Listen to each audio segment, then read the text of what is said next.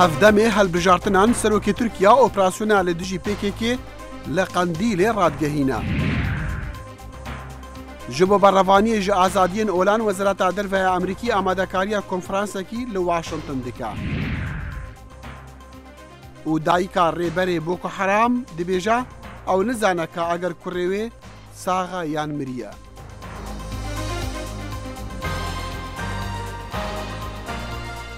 Silav û rêzûhîviyên dema xweş digel Kurd Connection ji dengê Amerîka li Washington. لای من شۆسڵاوم کاتەوە هەموو کاتێکتان شاد و پیرۆزبایی جژنی ڕەمەزانیش لە هەموو مسلمانان دەکەم. تەنها 10 ڕۆژ ماوە بۆ هەڵبژاردنەکانی تورکیا و ڕەجەب تەیۆب ئەردۆغان هێشتاش جەخت دەکاتەوە لەوەی هێرش دەکاتە سەر شاخەکانی قەندیل لە کاتێکدا عێراق ئاگاهی دەدات و هێرشێکی لەو جۆرە بە بەزاندنی هێڵی سوور ناودێر دەکات. پێدەچێت لەم هەڵبژاردنەدا دۆسەی کورد لە تورکیا یەکێک بێت لە فاکتەرە سەرەکیەکان بۆ دەنگدان بە تایبەتیش ئەگەر هات و پۆستی سەرۆکایەتی تورکیا لە گەڕی دووەمی هەڵبژاردندا یەکلایی ببێتەوە. هاوسەرۆکی زیندانیکراوی هەدەپە لەم زیندانەوە هەڵمەتەکانی هەڵبژاردننی خۆی دەکات و ڕۆژانەش خەڵک لە دەرەوەی گرتوخانەکە کۆ دەبنەوە و پشتیوانی دەکەن. لە کاتێکدا سەرۆکی ئێستای تورکیا بۆ بەدەستێنانی دەنگی زیاتری نەتەوەپەرستانی تورکیا پەیمانی هێرشکردنە سەر قەندیل دەدات لە ناو هەرێمی کوردستانی عێراقدا وەک دەڵێت بۆ لێدانی پەکەکە.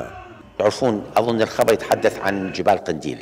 دەزانن ئەم هەواڵە باز لە شاخەکانی قەندیل دەکات لە شەستەکان و هەفتاکانی سەدەی ڕابردووەوە قەندیل کێشەیە ناوچەیەکی شاخاوی ئاڵۆز و سەختە ژمارەی دانیشتوان لێی کەمە هاوسنووری تورکیایە لە هەموو قۆناغەکاندا کۆنتڕۆلکردنی زۆر سەخت بووە بۆ نێزیکەی 40 ساڵ دەچێت تورکەکان لە ناو تورکیا و لە شاخەکانی قەندیلشدا شەڕی پەکەکە دەکەن ئێستا هەڵبژاردننی تورکیا لە ئارادایە لەبەر ئەوە ئەم جۆرە ڕاگەیاندنانە بۆ هەڵبژاردنە.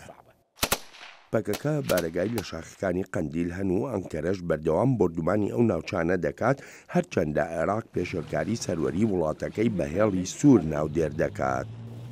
جيش العراقي خرج من إقليم كردستان. لەشکری عێراق لە شەڕی کوێتەوە لە هەرێمی کوردستان کشاوەتەوە و نەگەڕاوەتەوە. هێزەکانی هەرێم هەن لە ناو هەرێمی کوردستاندا واتە هێزەکانی سنوور بەڵام ناوچەکە زۆر سەختە لێکۆڵینەوەی خۆمان لەسەر ئەم بابەتە دەکەین. هەر هاتنە ناوەیەک بۆ ناو خاچی عێراق هێلی سوورە هەروەهاش دەست درێژیکردنە سەر سەروەری عێراق هیچ ڕێککەوتن و وتوێژێکمان نییە لەگەڵ تورکیادا لەسەر ئەم بابەتە. دۆسەی کورد لە تورکیادا هەر پەکەکە نییە. ڕەجەب تەیب ئەردۆغان لە کۆبوونەوەیکی داخراودا داوا لە ئەندامانی ئاکەپە دەکات چیان لەدەست دێ بیکەن تا هەدەپە نەتوانێت ڕێژەی لە سەدادا تێپەڕێنێ لەم هەڵبژاردنەدا. بە پێچەوانەی سەرۆکی تورکیاوە ئەم جارەیان جەهەپە ئۆپۆزیسیۆنە سەرەکیەکەی تورکیا دان بە کێشەی کووردا دەنێت. پێویستە دانی پێدا بنین و ناوی بنین کێشەی کورد و چۆن چارەسەری دەکەین. لەلایەکەوە کورد دەڵێت پێویستە ڕێز لە مافەکانیان بگیرێت و لەلایەکی تریشۆ تورکەکان نیگەرانن. ئێمە نیگانی تورک کەم دەکەینەوە و ڕێزگردن لە مافەکانی کورد زیاد دەکەین. هەرچۆنێک بێت پێدەچێت دەنگدەران لە ناوچە کوردنشینەکانی تورکیادا چاوەڕوانی گەڕی دووەمی هەڵبژاردننی سەرۆکایەتی وڵاتەکەیان بن تا دەنگ نەدەن بە ڕەجەب تەیب ئەردۆغان. لەگەڕی یەکەمی هەڵبژاردنەکاندا دەنگ بە دیمیرتاژ دێن بەڵام لەگەڕی دووهەمدا دەنگ بە محەڕەم ئینجە دەدەین. لە سەداسەد ئامانجی ئێمە ئاشتی و داوای هیچ شتێکی تر ناکەین. هەر ئەمەش لە محەڕەم ئینجە چاوەڕێ دەکەین. من دەنگی خۆم بە هەدەپە داوە و لێرە شیوان بۆ ئاشتی بینیوە بۆیە هاتوومەتە ئێرە. سەرسوورهێنەرترین لێدوانیش لەم هەڵمەتانەی هەڵبژاردندا ئەوەی ئەردۆغان بوو کە دەڵێت ئەگەر سەرکەوتن بەدەست بێنێ ئەوە باری نائاسایی لە تورکیادا هەڵدەگرێت. دەشێت ئەمەش هەوڵێکی تری ڕەجەب تەیب ئەردۆغان بێ بۆ بەدەستێنانی دەنگی کۆنەپارێزانی کورد لەم هەڵبژاردنەدا. لە گۆڕە قانونەکە 2015 حکوومەتە نەمسا ئۆستریا نەمسا ژمارەکە مزگەفتان لە ڤیەنا گرتن و دبێژە ئەو ڕادیکالز بێهان دەدەن. یەک ژوانە مزگەفتە کە ناسیۆنالیستین تورکیە زیدەباری کۆمەڵەکە ئۆلیە عەرەبان کو سەرپشتیە 6 مزگەفتان دکە. بڕیارە حکوومەتە ئۆستریا بوویە جێهێ نەڕازیبوونە جوواکن مسلمانان. حکومەتی نەمسا بڕیاریدا دەیان و تاربێژی مزگەوتی سەر بە کۆمەڵی یەکێتی تووشی ئیسلامی بۆ ڕۆشنبیری و کۆمەڵایەتی لە نەمسا بەخۆیان و خاوەخێزانیانەوە لە نەمسا دەربکرێن. دەسەڵاتداران دەڵێن ئەم کۆمەڵەیە سەر بە حکومەتی تورکیا و لەلایەن ئەنکەرەوە پارۆپولی بۆ دابین دەکرێت. ئەمانە لە نەمسا یاسایەکەیە یاسای ساڵی 2015 لەم یاسایە قەدەغە کراوە کەوا هیچ وتاربێژێک لە دەرەوە خەرجی بۆ هین دابین بکرێت جا ئەمانە بە هین بە دانپێدانانی ڕێکخراوە تورکیەکە خۆی لە ئەنکەرەوە هین دەکرێن موچیان بۆ دابین دەکرێت. ئیسلامی سیاسی و هاوکات ئیسلامی توندڕە لە ئەوروپا دوا بە دوای ئەو کردەوە تیرۆریستیانی ساڵی 2015 لە پاریس و دواتر لە بەلجیکا و ئەڵمانیا تێکرا بەگشتی تا ئێستاکە ئەو نیگەرانیە وەکو خۆیان ماونەتەوە. ئەوروپا ئیستا گەیشتۆتە حاڵەتێک کە ئیتر ئەبێت سنوورێک دانێ بۆ ئەم بزوتنەوە ئیسلامیانە لە دنیادا بە تایبەت ئەو کۆمەلگا ئیسلامیانی کە پەرە دەسێنن ڕۆژ لە دوای ڕۆژ مەدێکی ئیسلامی گەورە و ترسناکەیە لە ناو هەموو ئەوروپایە کە دنیای داگیر کردووە و ئەیانەوێت دەست بگرن بەسەر نەک تەنها ڕێکخرا و دەستگا و دام و دەستگاکانە بەڵکو بەسەر عەقڵی تەواوی کۆمەلگایە. لەگەڵ دەرکردنی ئەو وتاربێژانە حەو مزگەوتیش دادەخرێن. یەکێک لە مزگەوتەکان لە ڤێنای پایتەختە.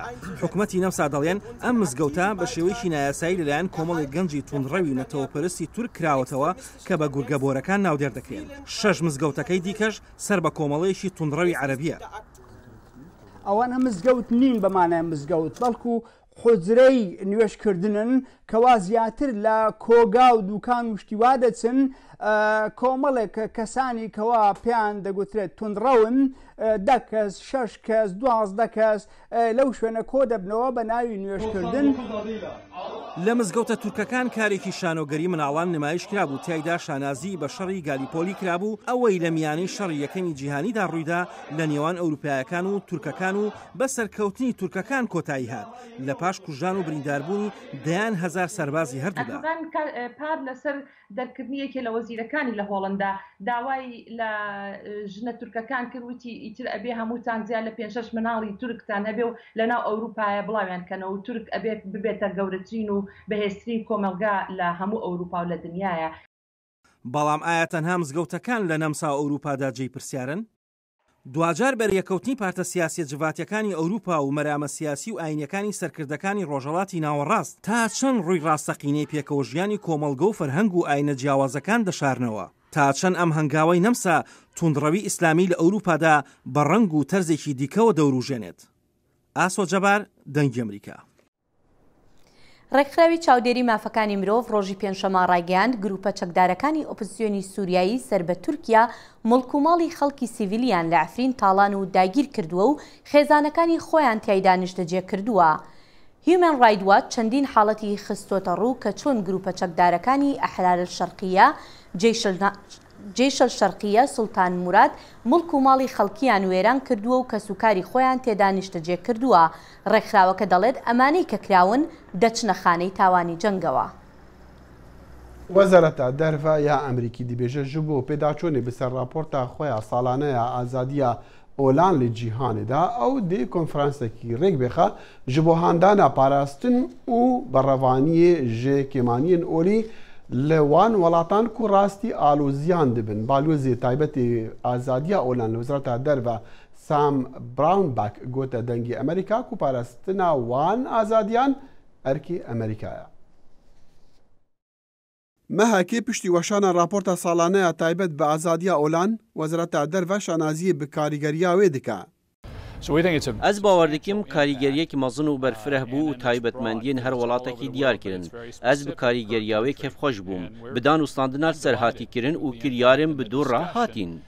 ئەرێ دەوێت چی بێکردن ji بۆ قەیمکردن و پاراستنە ئازادیە باوەرên ئۆلی بە تایبەت لە چەند وڵاتی ڕۆژهەڵاتە ناوین و هەنە کێمانیên ئۆلی واکە کافر تێن ناسکردن.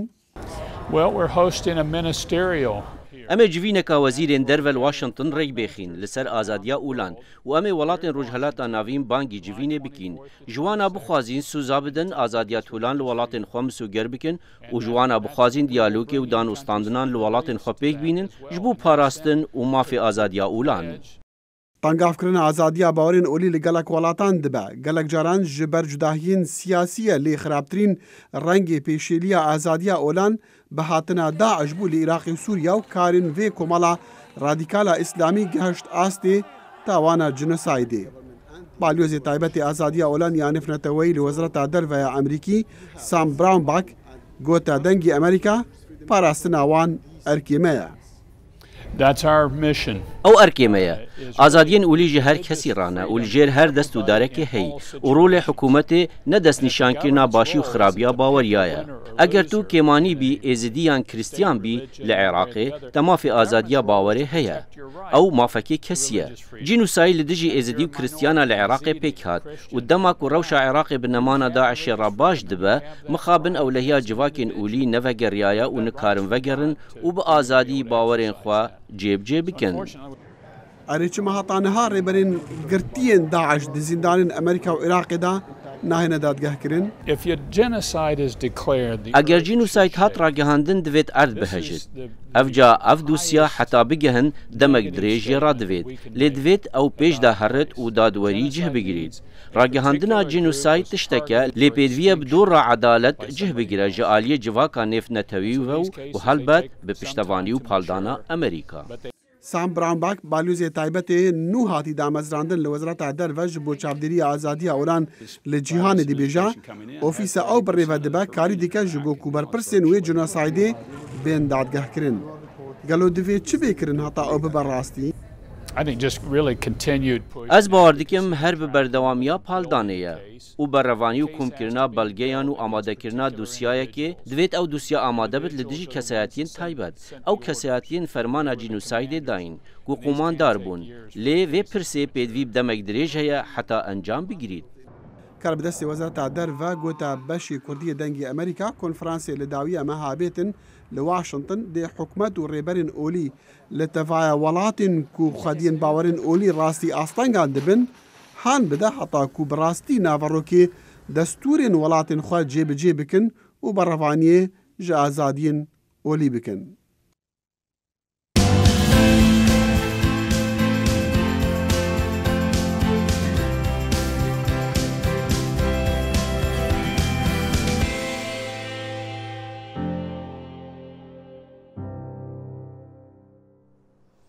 مقتدا سەدر کەسایەتی ڕادیکاڵی شیعەکان هاوپەیمانێتی ڕاگەیاند لەگەڵ لایەنی ئەلفەتح کە هادیە العامری سەرۆکایەتی دەکات.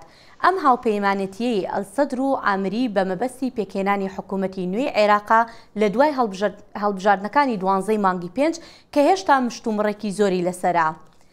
ئەشواق جاف ئەندامی پەرلەمانی عێراق لەسەر لیستی پارتی دیموکراتی کوردستان لە ڕێگای سکایپ میوانی کورد کۆنێکشنە. ئەشواق خان سەرەتا سوپاس بۆ کاتەکەت. وەکو باسم کرد مقتدا سەدر لەگەڵ هادیە العامری هاوپەیمانێتی پێکهێناوە لە کاتێکدا کە پێشتر جەختی لەوە دەکردەوە بە هیچ شێوەیەک هاوپەیمانێتی لەگەڵ ئەو وڵاتانەدا ناکات کە سەر بە ئێرانن یان ئەجەندای ئێران لە عێراقدا جێبەجێ دەکەن. ڕای جەنابەت لەسەر ئەمە چییە؟ بەڵێ سڵاو لە جەنابەت و هەروەها سڵاو لە هەموو خەڵکی کوردستان پیرۆزبایی جژنی ڕەمەزانیان لێ دەکەم. بەحقیقت هەمومان دەزانین هیچ لە سیاست سابت نییە و بە تایبەتی سیاست مەدارانی عێراق هەڵوەستەکانیان بە بەردەوامی سابت نابێت بەڵکو تەغەیراتی تیابێ بەپێی وەزعەکەیە و ئەم تەحالوفەش هێشتا زۆر بیڵێن کە تەحالوفێکی کۆنکریتیە بە حکمی ئەوەی کە تەنها فتح و سائرون ناتوانێت حکومەت تشکیل بکات و هەروەهاش ئەجندەی فتح و سائرون تا ئەم لەحظەیە هیچی دیار نییە. بە تایبەتی ئێمە ئەگەر ملاحەزە ئەوە دەکەین کە چی سەرۆکی ئێتیلافی نەسەر کە عەبادیە کە ئێستا سەرۆکی ئەنجومەنی وەزیرانەوە چی مالکیە کە سەرۆکی دەوڵەتی یاسا لەم معادلە دوورن کەواتە هادی عامری دەبێتە سەرۆکی ئەنجومەنی وەزیران ئەگەر حکمە هاتە ناو ئەم ئێتیلافە و ئایا موقفی کورد چی دەبێت چونکە بەڕاستی تا ئەم لەحظەیە کوردش موقفی ڕوون نییە. بەڵێ باشە وەکو دەگوترێ و باس کراوە کە کوردیش ڕەنگە بەشداری بکات با بڵین لە هاوپەیمانێتێکە. پرسیارەکەی منیش ڕێک ئەوە بوو ئایا کورد دەتوانێت لەگەڵ حەشدی شعبی لە هاوپەیمانێتێکدا پێکەوە کار بکەن؟ وەکو ئەماژم پێکرد هێشتان ئەجندەی ئەم هاوپەیمانێتێ دیار نییە. ئەوە یەک. دووش کوردش خودی خۆی موقفی تهدید نەکردو تا ئەم لەحظەیە بۆ چونکە چاوەڕێ ئەوە دەکات ئایا حزبە کوردستانیەکان هەمویان بە چەترێکی کوردستانی بچنە بەغدا بچنە ئەو دوی حمرینەوە ئەو چەترە کوردستانیەکە ئەجندەیەکی مشتەرەک و پەسەندکراویان دەبێت و بچنە ئەو دوی حمرینەوە کە کورد بەشداری هاوپەیمانێتی باشە هەوڵ دراوە بۆ ئەوە؟ ئەشواق خان هەوڵ دراوە؟ باڵی هەڵدراوە ئێمە وەکو پارتی دیموکراتی کوردستان داوامان کردو لە هەموو لیستەکان ئەوانەی کە کورسیان بەدەستهێناوە کە دەبێت ئیستیفادە لە هەڵانەکە لەم خۆلەکراوە و نەبوونی هاوپەیمانی کوردستانی لەم خۆلە زەڕەڕێکی زۆری گەیاند بە مافەکانی میلەتی کووردە ئەگەر لە بیرتانیەت ئێمە لە خولی ڕابردوو هاوپەیمانێکی کوردستانیمان هەبوو ڕاستە تەنها گۆڕانی تیانە بوو یەکەم 2 ساڵە بەڵام دووهەم 2 ساڵە بە حکومەوەی پەرلەمان 4 ساڵە سەرۆکی فراکسیۆنی گۆڕان ئامادەی کۆبنەوەکانی تەحالوفی کوردستانی هاوپەیمانی کوردستانی وەتوانیمان ڕێگر بین بەرامبەر پێشەلکاریەکان بەرامبەر مافەکانی میلەتی کوردە ڕاستە نەمانتوانی هەموو مافەکان بەدەستبێنین بەڵام توانیمان ڕێگر بین بەرامبەر پێشەلکاریەکان بە یەکدەنگی و یەکریزی کورد بەڵام بەداخەوە لەم خولە نەبوونی ئەم هاوپەیمانی کوردستانی وای کرد کە ئەوەی کە ڕێگریمان لێ کرد پەسەندکراچی لە پەرلەمانەوەچی لە حکوومەتوە هەموو ئەو پێشەلکاریەکان کە کرا بەرامبەر میلەتی کورد بە شانازیەوە بە هاوکاری هەندێک لە پەرلەمانتەرە کوردەکان کە بە دەنگی کورد چوونە بەغدا بۆیە زۆر زەڕورە ئێمە پێش ئەوەی بە باس ئەوە بکەین کورد بەشداری چی هاوپەیمانێتی بکەین ئایا کورد خودی خۆی وەکو کورد دەچێتە ئەو دێو حەمرینەوە یان وەکو حزب دەبێت یەکەم جار خۆیان یەکلای بکەنەوە ئینجار دراسەتی ئەجندەی هەر هاوپەیمانێتێکی تر کە سائیرونە یان دەوڵەتی یاسایە یان نەسە تەشکیلیکات ئایا کامنیان زیاتر ئامادەیتیایە دەستور جێبەجێ بکات و مافەکان ئیعتراف بە مافەکانی میلەتی کوردە ئینجار بریار بدات لە چی هاوپەیمانێتێک بەشداری بەڵێ ئەشواخان باشە ئەم هاوپەیمانێتیانە هەمووی بۆ پێکهێنانی حکوومەتە باشە پێت وایە لە پاش با بڵێن ژماردنەوەی دەنگەکان با بڵێن بەدەست کە بڕیار درا دەنگەکان بژمێردرێتەوە ئەگەر دەنگەکان با بڵێن گۆڕانکاری بەسەرداهات هەر بەم شێوەیە ئەبێ یان نا من وەکو ئاماژەم پێکرد لە سەرەتای قسەکانم وتم هێشتا زۆر بڵێن ئەم هاوپەیمانێتی کۆنکریتیە بە حکمی ئەوەی کە تا ئێستا ئێمە ئەمڕۆ دووهەم ڕۆژی عەدی فەرزوو بەدەستی ئایا ئەم عەدی فەرزی دەستی تەئسیرێکی کەمی دەبێت لەسەر ئەنجامی هەڵبژاردنە یان تەئسیرێکی زۆرە بە تایبەتی دوای سوتاندنی سندوقەکان با لە بیرمان نەچێت بەڵام من پێم وایە بە بۆچوونی تایبەتی خۆمە ئەم وڵاتانە کە خۆیان خاوەنی بریار لە ساحەی سیاسی عێراق چونکە هەمومان دەزانین عێراقیەکان خاوەنی بریار نین ئەو وڵاتانە کە بەرژەوەندیکەیان لەسەر خاکی عێراق جێبەجێ دەکرێت و سراعەکانیان و ململارەکانیان لەسەر خاکی عێراق ئێستاف دەکەن ئایا ئەوە ڕێک دەکەون لەسەر ئەوەی کە یعنی گۆڕانکارێکی کەم ببێت یان گۆڕانکارێکی زۆر ئایا بە چی رازی دەکرێت ئەولایەنە کە ئەگەر بەڵێ ئەشواخان بەداخەوە کاتەکەمان هەر ئەوەندە بوو زۆر سوپاس دەکەین بۆ ئەم دەرفەتە پێشنیویسا یاسایەکی کۆماریان ئامادەکرێت لە ئەمریکا دەبێژە زارۆکین و بدێ و باوێن خۆڕە سنوورین ئەمریکا دەرباز دەکەن بتنێ وێ بدێ و بابن خۆڕەژی بێن بەردان حتا ئەگەر ئەو مالبات بتەڤایی دزیندانەدا بە لە دەمێک و نەڕازی بوون لە ئەمریکا لە دژی جوداکردنا زارۆکان ژ کە سوکارێن وان تینکردن لە دەمێ دەربازبوونا سنوورێن ئەمریکا سەرۆکێ جواتان نوێنەرین کۆنگرسی ئەمریکی پۆل ڕایان یاسایەک نو پێشنیاز دەکە و دێ داویە بینە بجوداکردنا زارۆکان لە دەمێک و ئامادەکاریژی هەنە ji بۆ ئاواکردنا حەوانگەهەکێ ji بۆ زارۆکên پەنابەر. سەرۆک دانەڵد ترامپ و ڕێبەری کۆریای باکوور کیم جون ئان بە کۆبوونەوەی کەی سینگاپوریان مێژوویان تۆمار کرد. هەردوو ڕێبەران ڕێکەتنەك مۆر کرد و لە گۆڕاوێ دەوێ وڵاتین وان پێگرتنی بکن بە ڤالاکردنا ئاوا کوریا ژێچەکێ ناوۆکی لێ هێشتا هورکاری نەهاتنە ئەشکەرەکردن. هەر لە یەکەم دەست لە ناودەستنانی مێژووی بۆ واژۆکردنی ڕێکەوتن لەسەر لابردنی چەکی ناوچی ترامپ و سەرۆکی کوریای باکوور یەکەم هەنگاویان بۆ نووسنی قۆناغێکی نوێ لە پەیوەندەکانی نێوان وڵاتان هەڵێنایەوە. دەبێتە جێگای سەرنجێکی زۆری خەڵک و زۆر خۆشحاڵ دەبن و ئێمە هەوڵ دەدەین گرفتێکی زۆر گەورە و مەترسیدار بۆ سەرجیهان چارەسەر بکەین.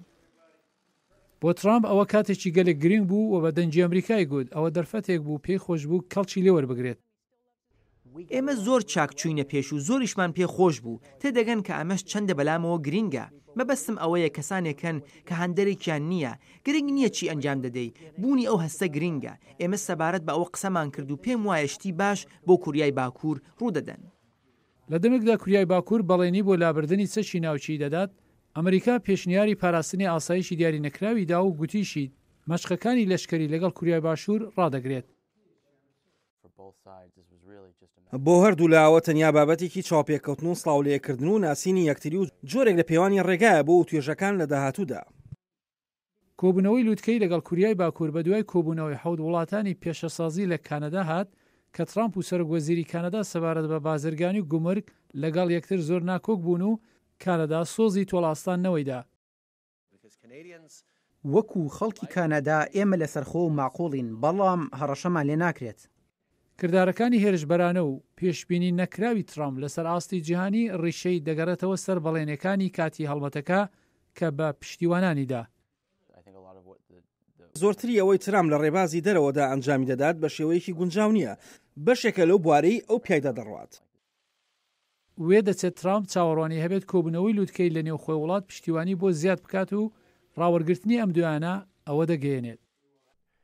ئەوەی ئێمە بە ئەو ڕاوەرگرتنە بە ترامپی ئەڵێن ئەوەیە کە ئەو ژمارانە هەروە زیاد دەکەن. ڕێژەی پەسەندی مامناوەندی بۆ ماوەیەکی درێژ 39 بۆ 40 بووە، بەڵام لە هەفتەی دوای ڕاوەرگرتنی ئێمە گەیشتۆتە 42، هەر هەفتەیەک پێش گەیشتە 43%. چاوەڕوانی دەکرێت ترامپ کۆبوونەوەی لووتکەی وەک دەستکەوتێکی گەورەی سیاسی بخاتە ڕوو، بەڵام ڕوون نییە ئەمە چەند یارمەتی بە کۆمارەکان دەکات لە دەمێکدا ڕوبەڕووی هەڵبژارنەکان بۆ کۆنگرە لە مانجی 11 ساڵدان. پێم وایە لە ئەو هەڵبژاردنەدا هەمیشە سەرۆک کەسی سەرەکیە، ئەگەر چی لە ڕووی تەکنیکی دەنجی ئەو لەسەر کارتی دەنگدا نییە، بەڵام ئەو کەسێکە کە پارتی بەرامبەر دەنجی پێنادا و ئۆپۆزیسیۆنێکی بەهێز لە لایەنی دموکرات لە بەرامبەر ترامپدا هەیە. ئێستا ماوەتەوە سەر ترامپ کە سەردانی بۆ کوریای باکوور دەخاتە چ چوارچێوەیەک، ئەگەر چی پرسیار سەبارەت بەوە هەیە کە لە ڕاستیدا لە سنگاپۆر چ دەستکەوتێک هەبوو. ئەو خانما دەبێژێت دایکە ئەبوو بەکر شاکاوە ڕێبەری کۆمەڵە بۆکو حرام یا ڕادیکالە ئیسلامی لە نایجیریا بۆ جارەیەکیەژ ڕاگەهاندنی ڕەداخەبە دەنگی ئەمریکاژی خۆگەهاند گوندێوێ خانمێ. بەڵێ لە میانەی لێدوانەکەیدا بۆ چیکا ئۆدوای دەنگی ئەمریکا دایکی ڕێبەری بۆ کۆحرام گوتوویەتی نازانێت لە ئێستادا کوڕەکەی ماوە یان نا. پشتی ئاژۆتنا سێ دەمژمێران بە ئالیە ڕۆژئاوایê باژارê مێدوگۆری دەنگی ئەمریکا دەگیهە گوندێکی بناوی شیکاو ji بۆ dîtina vê jinê Falmata Ebubekir. Falmata dibêje ew dayika vî kesî ye, terorîstê herî navdarê Nîjerya. Ebubekir Şîkaw, serkirdeyê rêxistina Boko Haram. Mezin û serkirdeyên gund piştrast dikin ku ev jin dayika Şîkaw e, ku bavê wî îmamê navçeyeke xwecihî bû. Falmata dibêje ev yekem car bi dezgeheke medyayî re diaxive. Ew nizane kurê wê li ku ye. Ez nizanim ew saxa yan miriye, tenê Xwedê dizane. Ev 15 salin me ew nedîtiye. Rûniştvanên gundê Şîkaw gelek caran newêrin bêjin ew ji gundê Ebubekir Şîkawin, ji tirsa ku ew bi rêxistina Boko Haram de bêne girêdan. Falmata dibêje kurê wê di temenekî biçûk de ew bicîhîşt, da ku xwendina xwe yê îslamî li Mêdûgorî berdewam bike. Şîkaw almajîrî bû. Almajîrî ewin zarokên ku dê û bav wan dişînin ji bo xwendina Qur'anê li dibistanên taybet ku jê ra dibêjin Sanganiya ku têda mamoste çavdîriya zarokan dike di ezberekirina tevahiya Qur'anê de. Almajîrî li ser riyan parsê dikin û bawere Şîkaw jî di qonaxeke xwendina xwe de parskirî ye. Li gor dayika wî Şîkaw ev kesê bi navê Mihemed Yusuf Naskir, damezrênerê Boko Haramê ku perwerdeya welatên Rojava şermezar dike û wek gunehekî bi nav dike. Falmata dibêje mejiyek wî hatiye şuştin.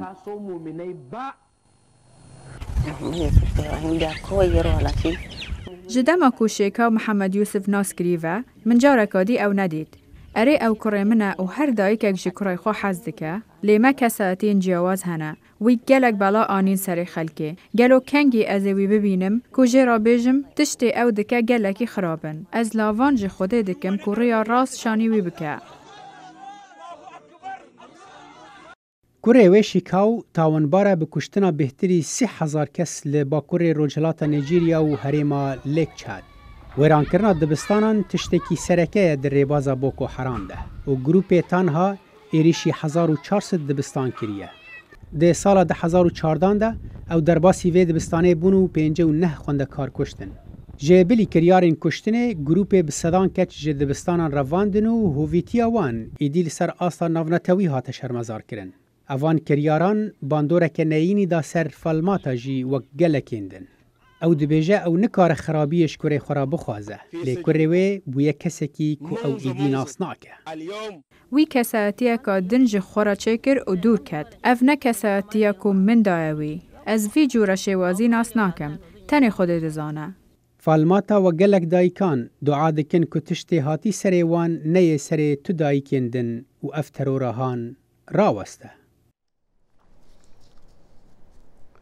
لە قامشلو مالباتên قوربانiyên yekên parastina gel YPG di şerê Daeş de yekem roja cejnê li goristana cangoriyan pîroz dikin. Ev dîmenên ku gehayne me yên sebeha roja yekê sebeha cejna Remezanê de li goristana cangoriyên YPG li Qamişlo dehan xortên vî bajarî di şerê Komala Dewleta İslamî Daeş de giyanê xwe ji dest dane û karbidestên Kurdên desthilatdar li herêmên Kurdan goristanên taybet ji wan re vekirine kes û karên wan rojên cejnan bi bîreweriyên wan û bi derd û xemên ji destdana wan li goristanê nûh dikin. Gelek ji şervanên YPG ku niha saxin îro li cem de dost û hevalên rojên giran xemên xwe hevpar dikin. Dîmenên gelek xemgîn îro ji goristana cangoriyan li Qamişlo gehane me em jî bi we re hevpar dikin. بەڵێ دەخیلەوە لە کاتی ئەم بەرنامەی ئێمەشدا ئێستا یاری جامی جیهانی تۆپی پێی ئۆرەگوای و مسر بەڕێوەچێ کە هەتا ئێستا ئۆرەگوای توانیوێتی گۆڵێک بکات و مسری هێشتا گۆڵی نەکردووە و باسێکی یاریەکەی دوێنەش بکەین کە عەربستانی سعودیا و رووسیا لە یەکەم یاری جامی جیهانیا رووسیا توانی 5 گۆڵ دژ بە عەربستانی سعودیا بکات. بەڵێ ئەوە هەڵبەتە شتێکی زۆر گەورە یعنی زۆر گەورە نەبوو چاوەڕوانکرا بوو چونکە تیمێکی وەکی رووسیا وەکو بڵێ ناودار و زۆر بەهێز و ئەوەیە لەگەڵ عەربستانی سعودی هەڵبەتە بەڵام دیارە ئەمڕۆ دوو یاری تریش هەیە کە جگە لە یاریەکەی ئۆرەگوای و با بڵێن ئۆرەگوای و مسر دوو یاری تریش هەیە کە مەغرب و ئێران یاریەکەن یاری داهاتوو مەغرب و ئێرانە و هەروەها یاریەکی تری کە زۆر گەرم و گۆڕە بێ ئیسپانیا و پۆرتۆگالن. ئێمەش هەوڵ دەدەین لەم دووە خەڵکانێک بینین بۆمان قسە بکەن لەسەر ئەو شارەزانە بێ لە تۆپی پێ بڵێ. لێرەشدا دینە کۆتایی بەرنامەی ئەمڕۆمان تا بەرنامەی داهاتوومان هەر شاد و بەختەوەربن. خدا حافیز.